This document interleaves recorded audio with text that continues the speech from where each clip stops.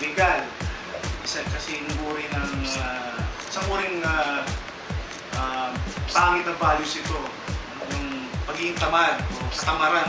Sa Pilipinas, kakunti ang oportunidad sa trabaho. So, masyadong malaki ang ating populasyon right now. We have something like 92 million people. At ang job opportunities is not growing significantly. Paglilimos ay isa sa mga halimbawa ng mga laganap na kaganapan sa lipunan, partikular na sa konteksto ng lipunang Pilipino. Mukhang marami tayong matutunan ngayong gabi ha. Patikin pa lang yan. Huwag na natin patagalin at halak. Simulan na natin ang paglilista. Rolling down our top 5 entry, limos serbisyo.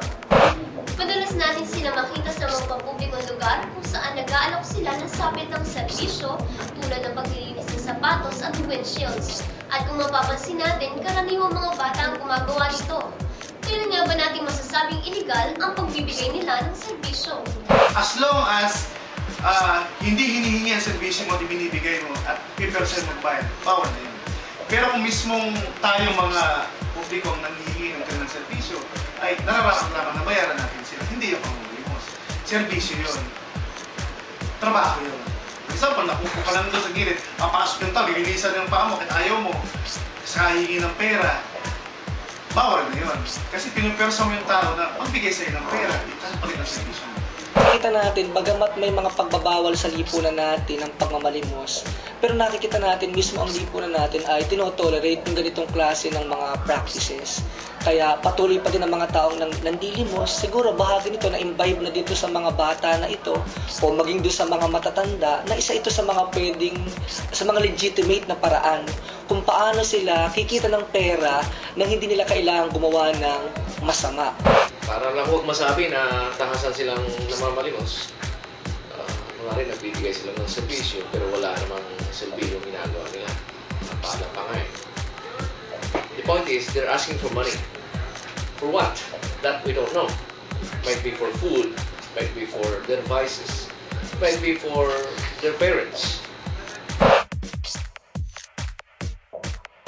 Nakakaisa pa lang tayo niyan. Lalo pa mag-iinit ang ating usapan dahil heto na agad ang ating top 4 entry about sobre strategy. Ganun sila ka-desperate. May iba naman siguro ganun din katamad na easy money. Kunwari mamimigay ng sobre para sa isang worthy na cause katulad ng sa simbahan, sa patay, o dili kaya sa mga nagwewelga na mga empleyado na walang makain. We don't know kung nakakarating sa kanila ang pinanglimusan na to, pero sa kalagayan na ito, mukhang hindi nga nakakarating. Una-una, illegal yun. Dahil wala naman silang permit sa SWD, sa kanilang mayor, at sa ibang mga mga ahensya ng gobyerno para sila ay magpalimos. Bawal na bawal yun. Under the PD 1563, bawal yun.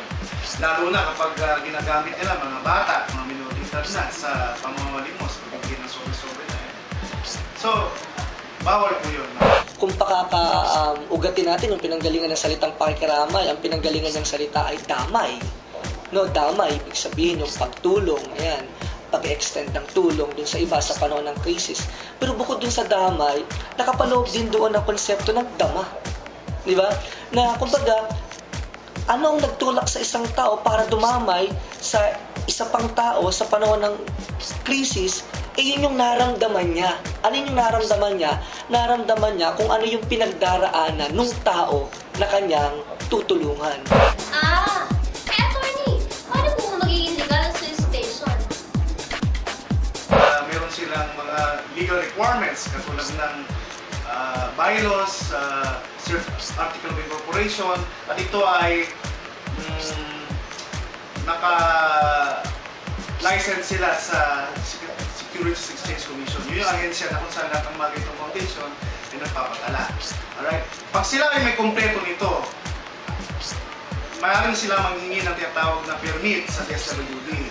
Hihingin sila ng permit sa mayor. hingi rin sila ng clearances nila sa barangay. Doon, itong foundation na to, saka lang pwede na makahingi ng donasyon sa publiko.